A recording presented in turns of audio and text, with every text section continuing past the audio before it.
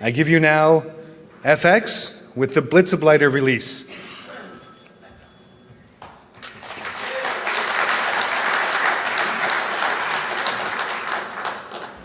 Thank you. Hello. I don't see anyone. It's way too bright here. Okay, so this is the release of our tool Blitzableiter, which we worked on for about a year now. So what is this about? Oh, great, my slides don't advance on the screen. This is excellent. So essentially, this is a defense talk, and this is a defense tool. So I wanted to start off with saying that security is actually trying to make shit happen a little bit less often. So nobody is going to provide you perfect defense with anything, and not even like things that come in yellow boxes are going to protect you from everything. But this tool is meant to actually provide a additional layer of protection when you deal with Flash content. So what are we going to talk about today? The motivation behind the tool, the attack surface that we look at with Flash, who's actually victim of attacks that use Flash as a vehicle, and what options do we have. Then I'm going to show you fairly early what the tool can do for you, so you can leave the room and watch Dino's talk or something. And for everyone else, we're going to go into the gory details of Flash internals and how this makes writing such a tool a little bit more challenging than we first thought. So the motivation behind this is there was a project in 2008, late 2008, that we participated in that looked at rich internet application platforms and their security, and essentially it turned out that Flash sucked a lot more than everything else. And we tried to figure out like what can be done about it, and how can we possibly secure Flash without firing everyone at Adobe.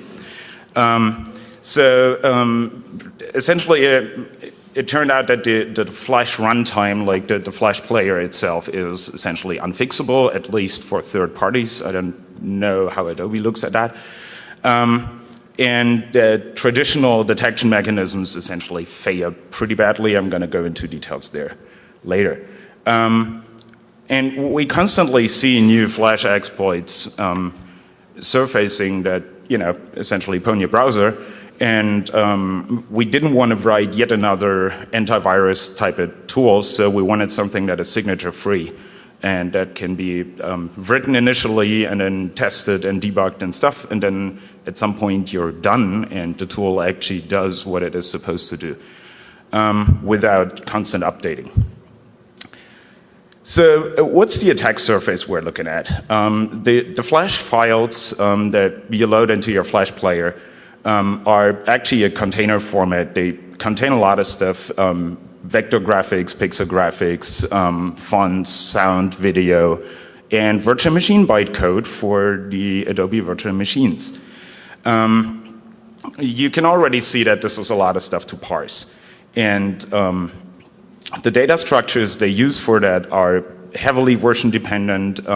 They're backward compatible until back to the first version of the file format specification. The parser is written in unmanaged language in C or C++ or whatever they use over at Adobe. And yeah, essentially it's very, very fragile. 90% of this Flash player is parser code that you can attack. So what type of victims do we have? First of all, well, we get owned when we serve porn. That's the most pressing problem with Flash is, the porn comes in Flash. And so you commonly get exploited with things like the CVE 2007-0071, which, by the way, if you haven't read the paper on from Mark Dowd on how he exploited that, I highly recommend it. It's very good, very well written, and interesting research. And so what happens is you load a Flash file in your browser and it yields code execution essentially. But we also have DNS rebinding attacks that use Flash. Dan Kaminsky made use of Flash for DNS rebinding a couple of years back. You can do CSRF type attacks. You can use Flash to create HTTP requests that open via UPnP, open ports in your home router or stuff. And some exploit toolkits actually leverage the fact that Flash has access to many version informations on your actual host. And so, what the hell? Yes, please go on. And so that's also something that Flash is used for, just as a front-end vehicle for exploit toolkits. 97% of all web browsers report Flash to be installed, and there is a quote from someone that wanted to remain anonymous, and he said, telling people not to use Flash is like telling them to not smoke. It just simply doesn't work. So, as an end user, if you want to protect yourself against those Flash attacks, what are your requirements? First of all, most of the attacks are, or pretty much all of the attacks, are based on a somewhat malformed Flash content file that then, when it is parsed, will actually, have a trigger an integer overflow or buffer overflow or that type of memory corruption. So the end user essentially needs a way to verify that the file is well formed. And technically that's something that the Flash player should do, but that's exactly the problem. It doesn't. And so we have to provide that as an additional functionality, and we preferably want to have that in your web browser. Also, what's important for end users is that the porn actually loads quickly. So you don't actually wait half an hour before you see the naked girls, or whatever you go off for. Performance is an issue for the end user. There's a second class of Flash attack victims that is not so apparent, but it's an actual big problem, which is website owners and especially advertisement networks.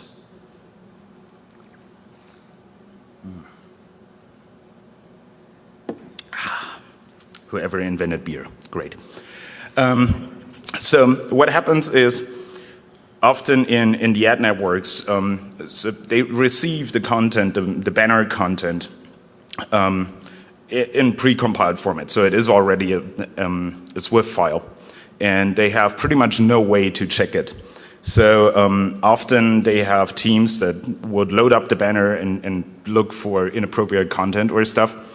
But then when the banner is actually put online, it will go to some third-party server and report that it's now in the ad network, and then it will change behavior. I mean, you have code within Flash, so you can easily program that type of functionality.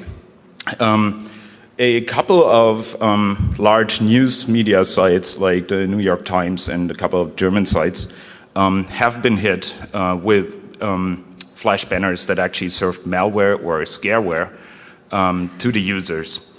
And this is not only very embarrassing, it's also when it's not serving malware, but it's actually forwarding the user to different sites for a click fraud or something.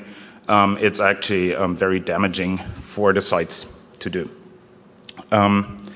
So they have different requirements. Ensuring the well-formedness of the file format is only half the deal for ad networks.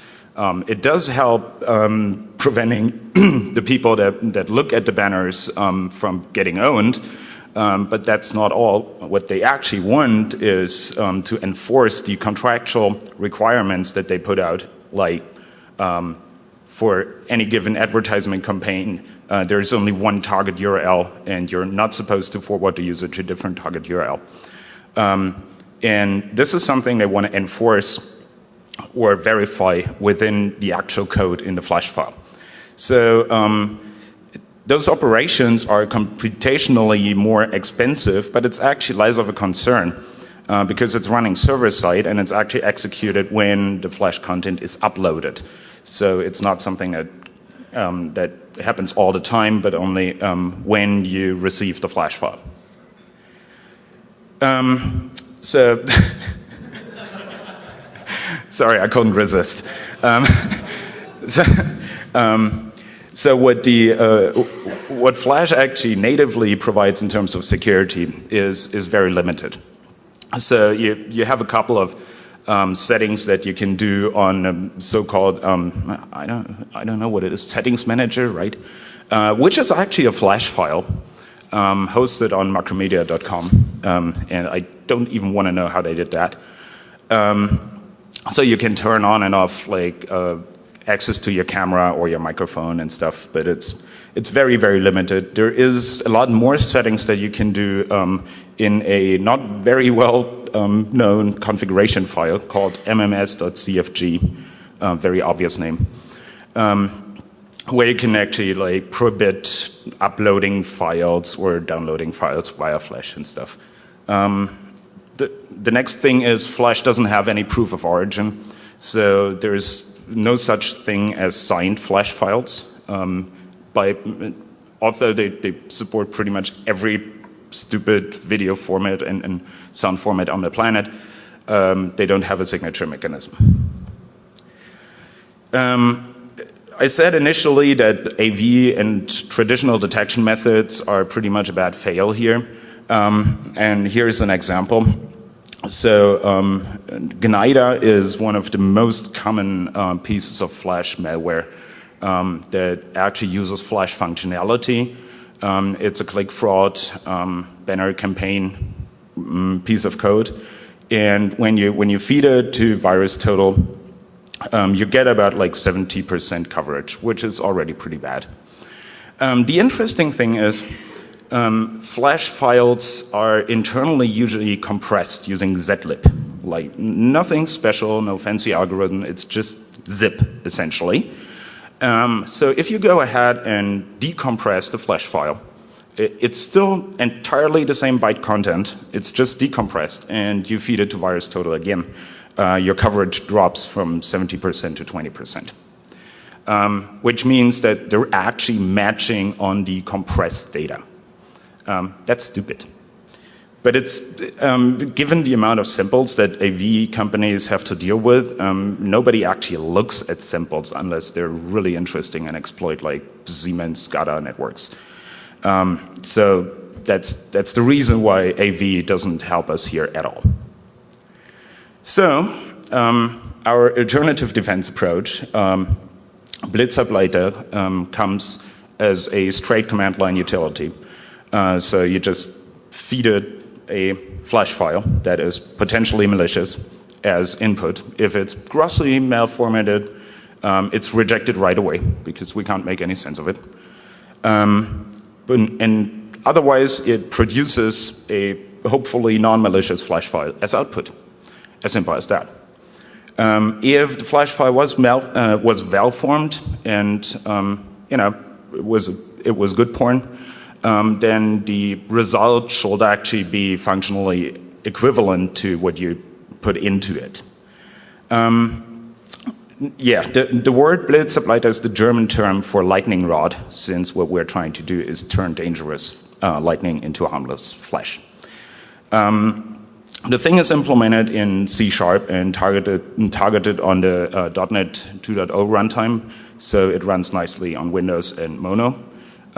If you are on OS X, that's your problem. So how do we get this into the browser? I asked Giorgio Maone to what he thought about this idea, and he actually created support for external filters, generic external filters that includes Blitzableiter, but you can also use your AV into NoScript. So if you're on Firefox and you have NoScript, then it's very easily integrated. It's MIME type based, so you just give it the Flash MIME types, and it will then run Blitzableiter for every piece of Flash that you want to look at. it actually required some serious design and code changes to do the background processing.